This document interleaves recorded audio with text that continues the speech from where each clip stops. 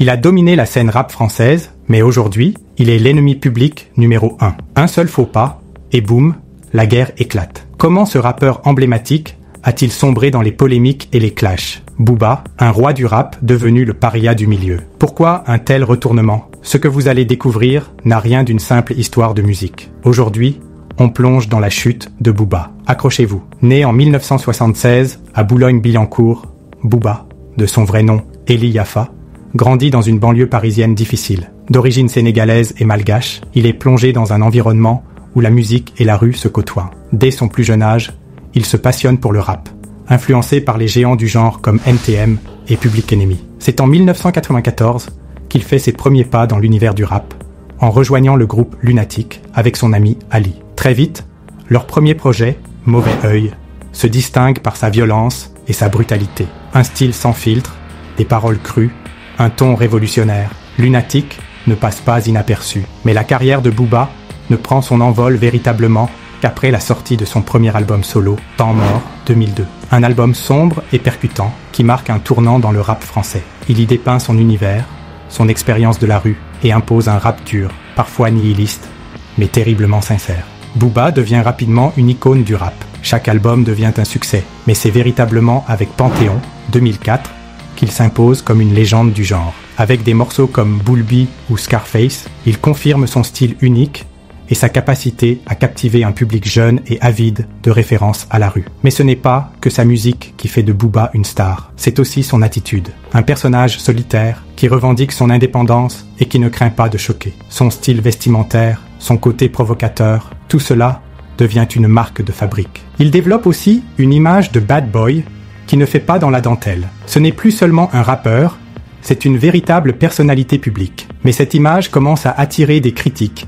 et des regards en arrière-plan. Certains le voient déjà comme un futur ennemi. Mais voilà, en 2002, la première rupture majeure. Booba quitte Lunatic et le clash avec Ali éclate. Une séparation marquée par des rumeurs, des diss tracks et des accusations de trahison. Le public est choqué, mais ce n'est que le début. Puis arrive le clash avec Rof. Ce n'est plus seulement une guerre entre deux rappeurs, c'est une guerre totale. Les deux s'affrontent à travers des morceaux, sur les réseaux sociaux et même dans la presse. Le public est déchiré, mais Booba s'impose. Il est désormais le duc de Boulogne, un surnom qu'il porte avec fierté. Mais Booba ne s'arrête pas là. En 2010, il se lance dans une guerre impitoyable avec La Fouine. Une bataille qui se déroule à la fois sur les réseaux sociaux, dans les médias, et surtout dans leurs morceaux. Les punchlines fusent. Ce clash va durer pendant plusieurs années et marquer un tournant dans l'image de Booba. Entre 2010 et 2015, Booba devient l'incarnation de l'arrogance et de la provocation dans le rap. Chaque interview,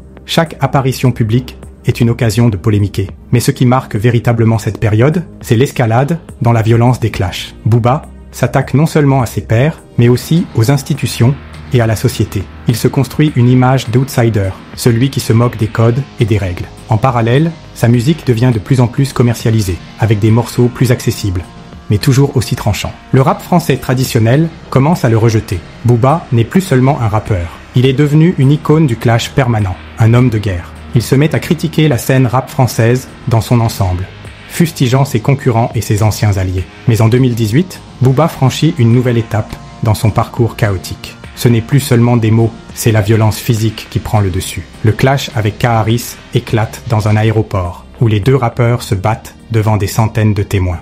La scène est filmée et devient virale. Ce combat n'est pas seulement une bagarre entre deux rappeurs, c'est un symbole. Le duc de Boulogne se bat désormais pour sa survie dans un milieu qu'il a lui-même créé. Ce combat marque le point de non-retour. Booba est devenu l'ennemi numéro 1 du rap français. La guerre est totale. Aujourd'hui, Booba est une figure à part. Ses fans sont toujours là, mais son image est ternie. Ses clashs ont éclipsé sa carrière musicale, et il est perçu par une grande partie du public comme un parrain du rap, plus intéressé par les batailles médiatiques que par la musique. Booba a tout gagné, et pourtant, il a tout perdu. Il est devenu une légende, mais une légende controversée, rejetée par une partie de son propre milieu. Le duc de Boulogne est désormais l'ennemi public numéro 1. Alors, quelle a été la véritable cause de cette chute? Aurait-il pu éviter ce destin? Ou bien était-il destiné à devenir ce qu'il est aujourd'hui? Booba est une légende, mais une légende marquée par la violence et les polémiques. Une figure que l'on aime ou que l'on déteste, mais qui ne laisse personne indifférent. Et vous, que pensez-vous de Booba?